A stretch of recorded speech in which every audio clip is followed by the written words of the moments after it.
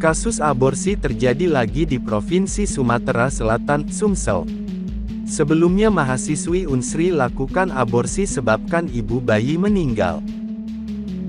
Kali ini warga Kabupaten Ogan Komering Ulu, Oku, yang melakukan aborsi dibantu tenaga kesehatan atau nakes.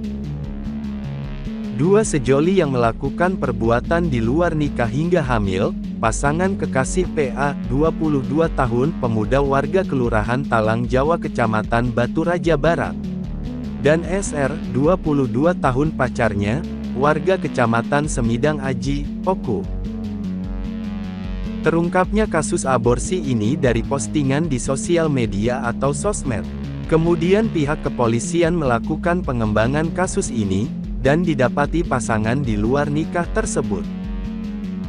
Polisi melakukan penangkapan terhadap RM, orang suruhan yang melakukan penguburan bayi hasil aborsi. Selanjutnya dari RM, polisi mengetahui kedua pelaku yang merupakan pasangan kekasih ini, yaitu berinisial PA, 22 tahun, dan SR, 22 tahun pacarnya. Dari pengakuan RM tersebut diketahui bayi dari hasil hubungan terlarang itu telah dikuburkan di Kelurahan Kemelak Bindung Langit, tepatnya di dekat kontrakan milik ayah PA. Pada Sabtu tanggal 23 Desember tahun 2023 lalu, tim Puslap 4 Polda Sumsel dibantu oleh Inafis Polres Oku, melakukan ekshumasi atau proses penggalian mayat yang telah dikubur, jenazah bayi umur 6 bulan hasil hubungan gelap tersebut.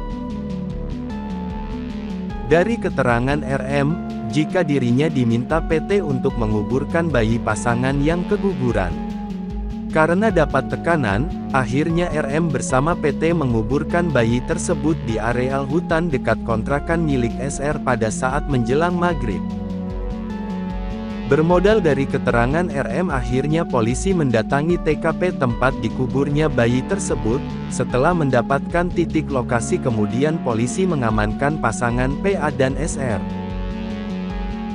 Kasus ini terungkap jika pasangan kekasih tersebut sengaja menggugurkan bayi hasil hubungan gelap dengan dibantu oleh oknum tenaga kesehatan yang memberikan resep obat untuk menggugurkan kandungan.